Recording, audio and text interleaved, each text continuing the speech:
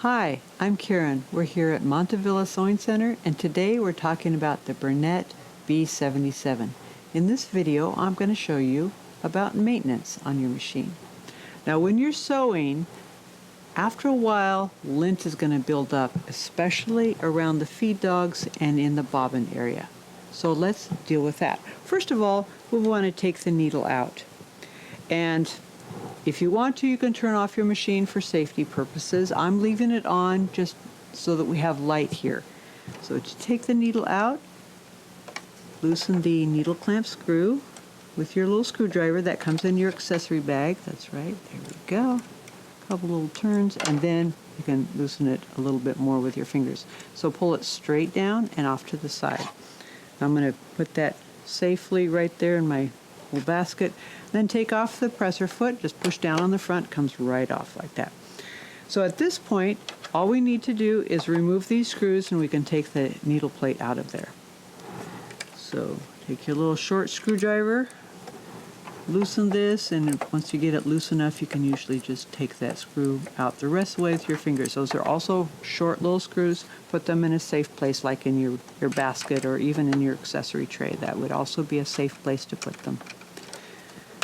The reason why I'm speaking from experience here, you don't want to just set it on the table, it gets knocked on the floor, goes down the heat register, and you never find it again, believe me.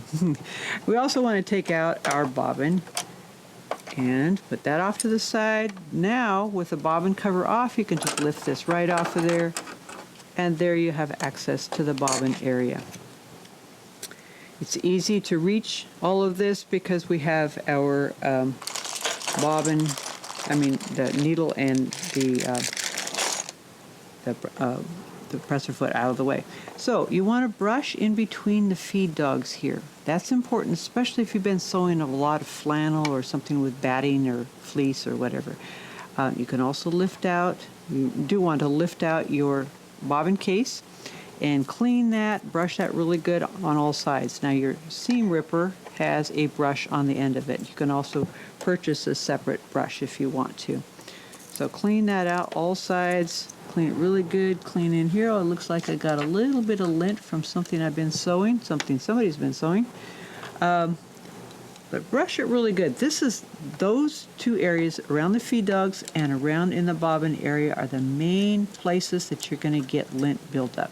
You also might get some lint further down below, and you can take like a pipe cleaner and clean down there if you want to. But the main places and what you want to brush out most frequently is this.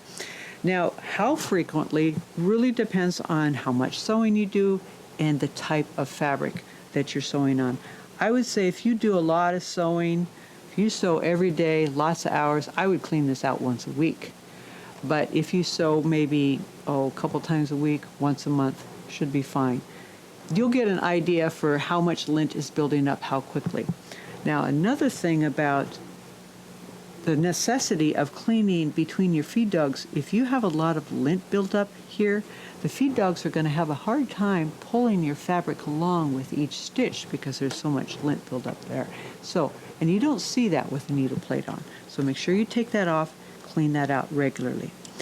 You can also clean this using your vacuum cleaner hose attachment and brush it out, and that's going to pull the lint out. But you don't want to use canned air. Canned air is that aerosol spray air that you spray. First of all, it pushes stuff further back in your machine, and you don't want that. You want to pull it out. But secondly, if you spray that long enough, it's going to start spraying frost on whatever you're spraying. And frost is moisture, and you don't want to put that in your machine. So, no canned air. Okay, to put things back together, we have a couple little marks on the machine here. A little dot there and this little triangle here. So we want to line those up. Another way to think of it is this little knob is going to go next to that little flexible stopper. And this is going to sit right along the rim on the hook area. So we just drop that in there. I like to rock it a little bit just to make sure it's sitting there nice and neatly. Then we put the needle plate back on, cover back on, and we put the screws back in. And that is the cleaning part down here. Now you also want to change your needle regularly. That's part of maintenance. Having a good needle in your machine, if you have a machine that you've had for years and you've never changed that needle, it's time. It's well past time to change that needle. Even if you're still able to sew and it's not broken or bent, that needle has gone through the fabric so many times it's starting to get a little dull at the tip. And with each stitch, it's going to be damaging your fabric and making your fabric more, weaker there at the seam. So change your needle regularly. I would suggest changing it every 3 full bobbins that you use on that single, one time that needle you haven't changed. Every 3 full bobbins, change your needle. Discard that needle in like a pill ball or something and put in a new needle. Also, using the correct type of needle is important for, like, if you're using knits, use a stretch needle. If you're sewing on wovens, use like a microtap and text sharp needle. These work best. Okay, so we're going to put the needle back in. When we put the needle in, it has a flat side on the shank. We want to make sure that's facing away from us, facing towards the back of the machine. Now, I like this little brush here that I got at Montevilla, and it has a needle inserter hole right there. So this acts like a handle for the brush. So I have the flat side facing away from me. Put it right down here. There's a couple little marks right up here, little dots. Put your needle right between those dots, push all the way up. Tighten this by hand. And of course you can hold the needle with your fingers if you want to, if you don't have one of these, but it's just a little more convenient to have a brush with a needle inserter hole at the end. And then tighten this up. That's probably good enough. Just a little bit more than finger tight, it's always good. And then to put the presser foot back on, hold the 4 corners, lift it straight up underneath the clamp, and it's back on. And then of course to thread your machine, we have another video on threading your machine.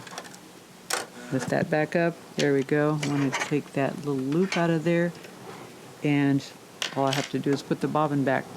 So that is basic maintenance that you should do regularly on your machine. I would also recommend that you bring your machine in for once a year maintenance here at Montevilla Sewing Center so that they can oil it, clean it really good, make sure everything's adjusted correctly.